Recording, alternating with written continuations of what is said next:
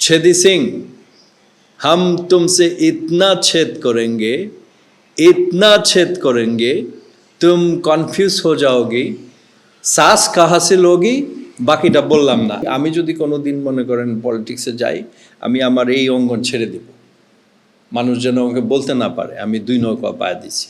DB Harun পর্যন্ত এখনো যাই নাই, আমরা 2-3 দিন হলো স্টার্ট করেছি।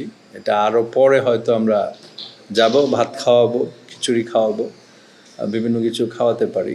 যাকে মনে করেন আকাশ সমতুল্য মানুষ ভাবতো, তাদের ভিতরে যে এত রকমের ছিদ্রি করেছে, মানুষগুলোও ছিদ্রি, আমার দেশটাকেও ছিদ্রি করেছে।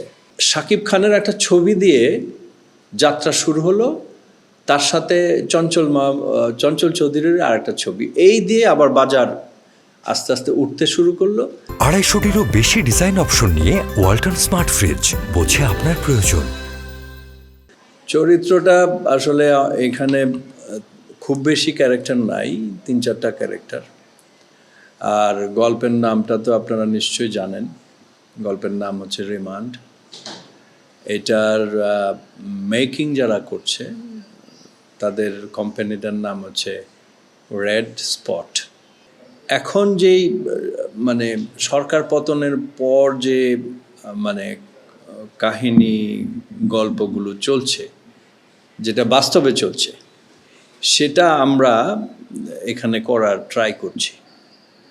এবং আমাদের যে ডিরেক্টর এবং টেকনিক্যাল ক্রু যারা, তারা এই জেনারেশনের মতো, কোন জেনারেশন? জেনজের মতো, খুবই স্পিডি, হ্যাঁ, খুবই ভালো মেকিং করছে। তো আমি এর আগে অনেকগুলো পুলিশের ক্যারেক্টার করেছি, হ্যাঁ, কিন্তু ডিবিতে মনে হয় এটা আমার সেকেন্ড টাইম, মানে ডিবির ক্যারেক্টারে।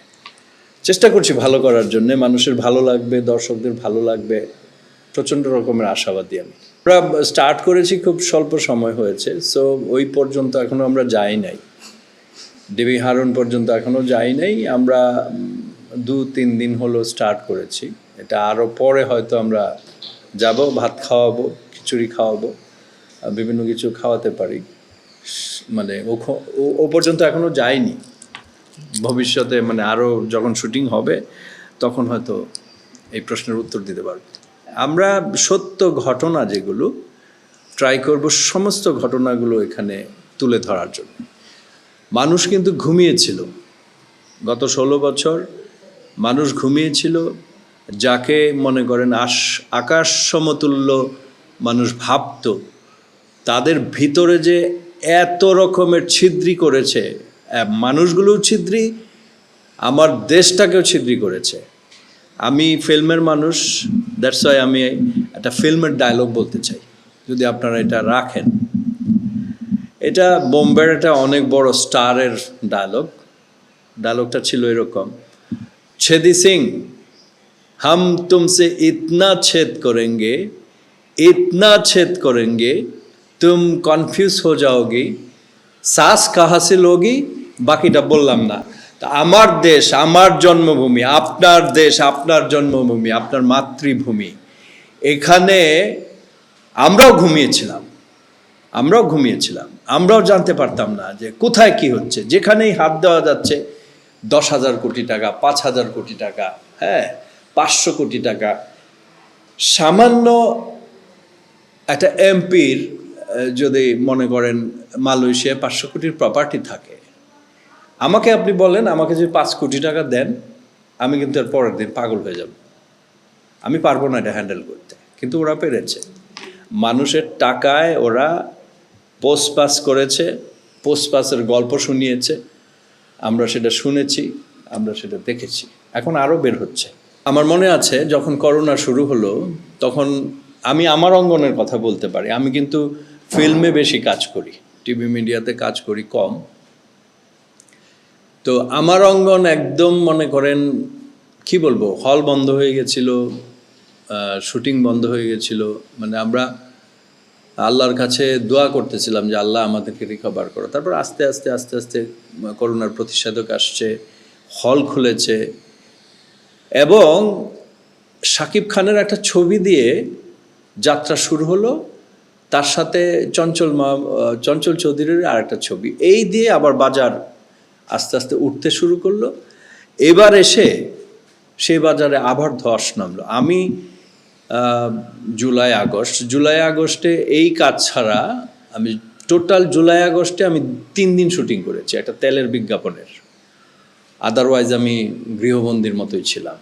হ্যাঁ, গুলির আওয়াজ শুনেছি এবং অনেক জায়গায় লাশের ছবি দেখেছি, মনে হচ্ছে আমার কাছে ইংলিশ ছবির কোনো দৃশ্য দেখছি, এরকম মনে হয়েছে পুলিশ যেভাবে মেরেছে। তো গড নোজ, আল্লাহ জানে এটা কবে ফাইনালি রিকভার হবে।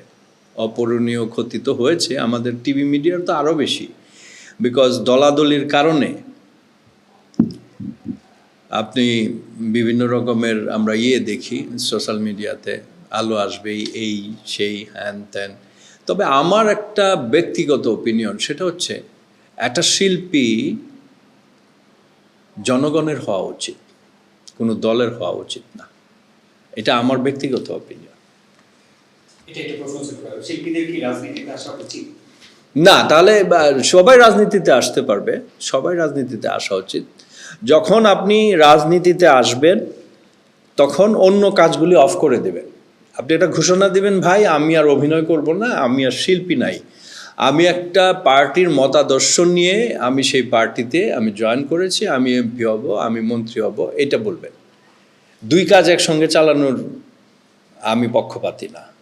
আমি যদি কোনো দিন মনে করেন পলিটিক্সে যাই, আমি আমার এই অঙ্গন ছেড়ে দেব, মানুষ যেন আমাকে বলতে না পারে আমি 2 নৌকা পায়ে দিছি, তাই না? এটাই হওয়া উচিত মনে হয়, বাদ বাকি জনগণ বলতে পারবে। প্রায় সময় মন খারাপ থাকে, বিকজ